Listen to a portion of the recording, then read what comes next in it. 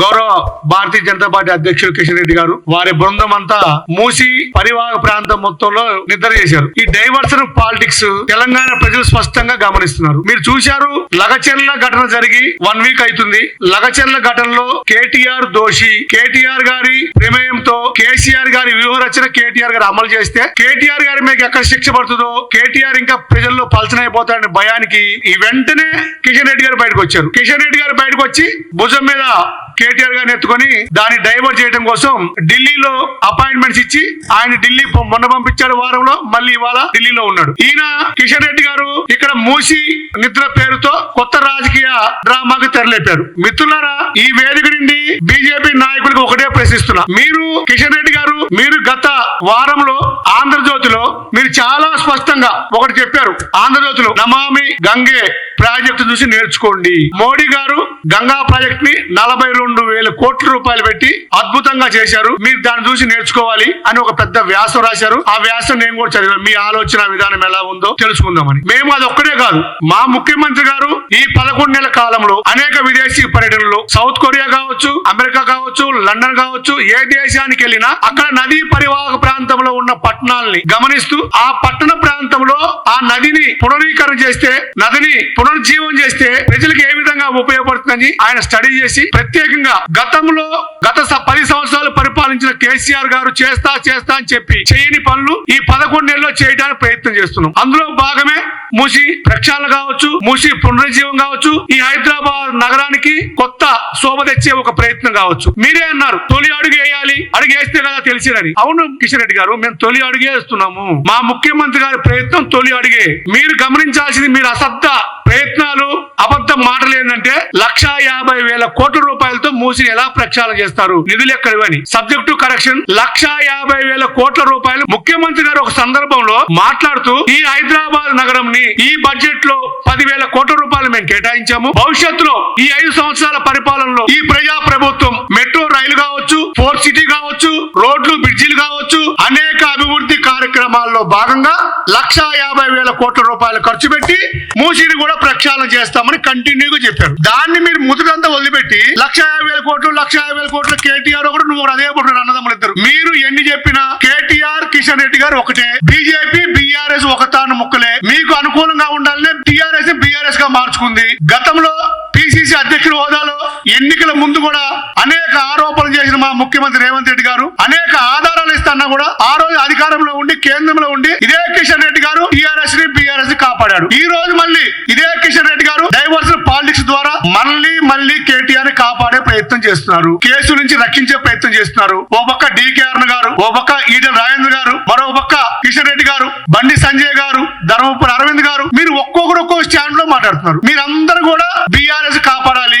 మాకు ఈ పార్లమెంట్ ఎన్నికలు 8 పార్లమెంట్ సీట్లు గెలిపించే సహకరించారు. భవిష్యత్తులో మా మిత్రుడు మాతోనే విలీనం కాబోతున్నాడు. కాబట్టి బీఆర్ఎస్ ఏదో విధంగా లబ్ధి చేకూరే విధంగా కేటీఆర్ కాపాడాలని మీ ప్రయత్నం ప్రజలు గమనిస్తున్నారు. మా ముఖ్యమంత్రి గారు, కాంగ్రెస్ పార్టీ మా అధ్యక్షుల వారు మీకు స్పష్టంగా చెప్పింది ఏంటి? మూసి పరివాహ ప్రాంతంలో పడుకోండి, వాళ్ళు ప్రజలు పడుతున్న కష్టాలు పరిశీలించండి. అయ్యా, మీకు కూడా ప్రాబ్లం ఏదో తెలుస్తుంది. మేం చెప్తే 12 గంటలు మంచి ఒక ఇల్లు తయారు చేసి సాక్షులు వేసుకొని ఆల్అౌట్ పెట్టుకొని అక్కడ ఇప్పుడే మిత్రులు చెప్తారు ఏసీ కూడా లేదు, ఏసీ కూడా బిగించారంట. కాకపోతే మన ఫోటోలో కనపల్లా. ఏసీ కూడా పెట్టుకొని అన్ని అంగుల ఆర్పాటంతో ఒక ఫోటో సెషన్ చేసుకొని డైవర్ట్ చేసి పబ్లిక్ ని. అది మీరు ఏం చేస్తారు కిషన్ రెడ్డి గారు? మీరు మూసీతో పాటు నల్గొండ జిల్లా పోయి చూడండి. అక్కడ మా మిత్రుడు కిరణ్ రెడ్డి, చామల కిరణ్ రెడ్డి గారితో 1 రోజు 2 రోజులు పర్యటించండి. ఆ ప్రాంత ప్రజలు ఎంత కష్టపడుతున్నారు, తాగునీరికి, సాగునీరికి, గేదెలకి, రోజు వాడుకునే వాటర్ కి ఎంత కష్టపడుతున్నారు ప్రతి కుటుంబం. మీరు చూడండి, లక్షల మంది ఇబ్బంది పడుతున్నారు. ఏ రోజు కూడా కాంగ్రెస్ ప్రభుత్వం పేదల ఇల్లు కొలుగొడతామని చెప్పలా. ఏ రోజు కూడా మేము లక్షల కోట్లు పెట్టి పెద్ద హైమార్క్స్ కడతామని చెప్పలా. నిన్న ఈటెల రాజేంద్ర గారు మాట్లాడుతున్నారు, నా జీడిమెట్ల, నా మారుతి నగరు, నా రామంతాపూర్. ఈటెల రాజేంద్ర గారు, మీ రామంతాపూర్, మీ జీడిమెట్ల, నీ మారుతి నగరు నిన్నొచ్చావు. 10 నెలల క్రితం నువ్వు ఎంపీ అయ్యావు. అంత ముందు అదే ప్రాంతానికి 5 సంవత్సరాలు ఇదే ముఖ్యమంత్రి గారు, మా ముఖ్యమంత్రి రేవంత్ రెడ్డి గారు పార్లమెంట్ సభ్యుడిగా ప్రాతినిధ్యం వహించాడు. కాబట్టి ఆ ప్రాంత ప్రజల కష్టాలు, ప్రాబ్లమ్స్, కాలుష్యం అంతా తెలుసు. కాబట్టి మూసీ ప్రక్షాళన చేస్తే, మూసీని పునరుజ్జీవం చేస్తే ఈ హైదరాబాద్ నగరానికి ఒక పునరుజ్జీవం వస్తుంది, ఒక ఢిల్లీలా కాకుండా ఉంటుంది అని ప్రయత్నాలు సహకరించండి. ప్రధాన ప్రతిపక్ష పార్టీగా మీరు ఎటువంటి టీఆర్ఎస్ మీరు ఒకటే కాబట్టి మీరు సూచనలు ఇవ్వండి, సలహాలు ఇవ్వండి, డిపిఆర్ వచ్చేదాకా ఓపిక పట్టండి. అయినా కిషన్ రెడ్డి గారు మీరు అంబర్పేటకి ఇన్ని సంవత్సరాల ప్రాతినిధ్యం వహిస్తున్నారు, మీకు ఆనుకునే మూసినది ఉంది. ఇన్ని రోజుల నుంచి మీ మనసులో గానీ మీకు ఒక్కసారన్నా మీ కళ్ళ కనపలేదా? ఒక్కసారన్నా ఈ మూసి ప్రక్షాళన చేయాలని మీరు అనుకున్నారా? మీరు మాట్లాడితే భాగ్యలక్ష్మి టెంపుల్, రాముడు, మతము తప్ప ఇంకో మాట్లాడరు. మీరు ఏ రోజన్నా భాగ్యలక్ష్మి టెంపుల్ అన్ని సార్లు పోయి దండాలు పెడుతున్నారు, ప్రమాణాలు చేస్తున్నారు, పెద్దోడు అక్కడ తడిబట్టలు నిలబడతా ఉంటారు. మరి భాగ్యలక్ష్మి టెంపుల్ కి వెళ్ళేటప్పుడు అదే దారులు వెళ్తా మూసికి ఇంత కంపు కొడుతుంది, ఈ ప్రజలు ఎలా బతుకుతున్నారు అని ఒక ప్రజాప్రతినిధిగా, ఒక రాజకీయ నాయకుడుగా చిన్న వయసు నుంచి అంబర్పేటలో పెరిగిన వ్యక్తి ఒకసారి ఒక క్షోభ ఆలోచించారా? మీరు ఆలోచించబోగా ఈ ప్రజా ప్రభుత్వం ఆలోచించి నిర్ణయం తీసుకొని ఏదన్నా చేద్దామంటే కాళ్ళల్లో కర్రలు పెడుతున్నారు, కాళ్ళల్లో కట్లు పెడుతున్నారు. మీరు చెప్తారు కదా, మీరే చెప్తారు స్పష్టంగా నమో గంగాను చూసి నేర్చుకోండి అని. అంటే గుజరాత్ లో డెవలప్మెంట్ కావచ్చు కానీ తెలంగాణలో డెవలప్మెంట్ కాకూడదు. గుజరాత్ లో నదులు మంచిగా కావచ్చు, తెలంగాణలో కావద్దు. ఇది ఎక్కడ పక్షపాతం? మీరు 8 మంది ఎంపీలు గెలిచారు టీఆర్ఎస్ సహకారంతో. టీఆర్ఎస్, బీఆర్ఎస్, బీజేపీ ఒకటే. మీరు ఏం చేస్తారు చెప్పండి? మీ దగ్గరే ఉంది కదా. చేవెళ్ల పార్లమెంట్ స్టార్ట్ అయింది మీ పార్లమెంట్ సభ్యుడే, మల్కాజ్గిరి పార్లమెంట్ సభ్యుడు మీ పార్లమెంట్ సభ్యుడే, సికింద్రాబాద్ పార్లమెంట్ సభ్యుడు మీరే. మీ 3 పార్లమెంట్లు మీవే. ఎక్కువ ప్రధానంగా మీ పార్లమెంట్ నియోజకవర్గాలని నది ప్రవహిస్తుంది. ఈ నది ప్రక్షాళనకి మీ వంతు సాయం ఏం చేస్తారు? మీ వంతు సహకారం ఏం చేస్తారు? మీరు కేంద్ర ప్రభుత్వం ఎన్ని నిధులు చేస్తారు? ఈ ప్రజలకు ఏ విధంగా ఉపయోగపడతారు? అది చెప్పకుండా అది చేస్తారు, ఇచ్చేస్తారు, వేల ఎకరాలు దోచుకుంటారు, లక్షల కోట్ల రూపాయలు ఖర్చు పెడతారు. ఎవరు చెప్పారు మీకు ఇవన్నీ? ఈ అబద్ధాలన్నీ ప్రచారం ఎలా చేస్తారు మీరు? ఇవి ఆధారం లేని ఆరోపణలు కదా. కిషన్ రెడ్డి గారు విజ్ఞప్తితో ఆలోచించాలి. ఏ రోజన్నా కిషన్ రెడ్డి గారు ఆలోచించాల్సింది, ఏ రోజు కూడా నాకు రాని ఆలోచన ఈ రోజు రేవంత్ రెడ్డి గారికి వచ్చింది. ఏ రోజు నేను ఇన్ని సంవత్సరాలు అంబర్పేటలో ఉన్నా ఏ రోజు కూడా నేను ఈ ప్రజలు బాగుపడాలని నేను చేయలేదు, ఈ రోజు రేవంత్ రెడ్డి గారు చేస్తున్నారు అన్న ఆలోచన చేయండి కిషన్ రెడ్డి గారు. ఇంకా మీ నాటకాలు ఆపండి.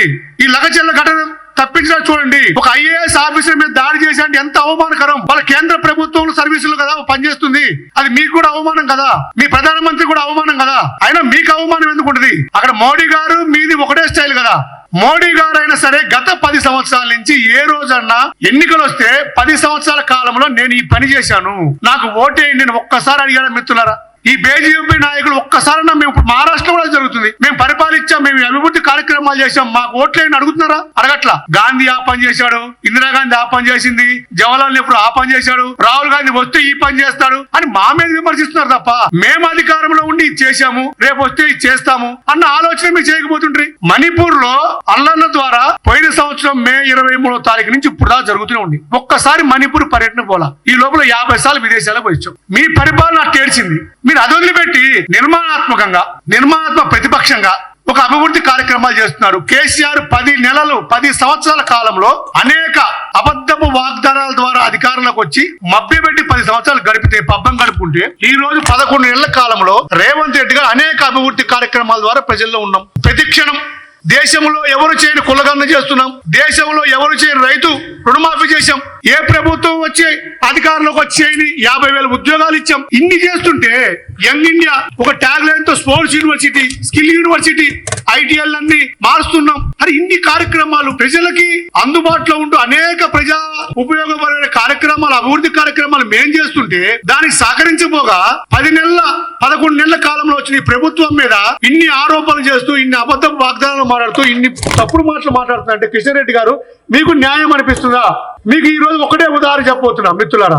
ఈ తెలంగాణ రైతాంగం ఈ రోజు కాంగ్రెస్ ప్రభుత్వం తీసుకున్న చర్యల ద్వారా, కాంగ్రెస్ ప్రభుత్వం తీసుకున్న రుణమాఫీ, ఇంత పెద్ద రుణమాఫీ ద్వారా ఈ రోజు దేశంలోనే అత్యంత ధాన్యం ఎక్కువగా పండించే రాష్ట్రంలో ఒక రాష్ట్రంగా తెలంగాణ నిలబడింది.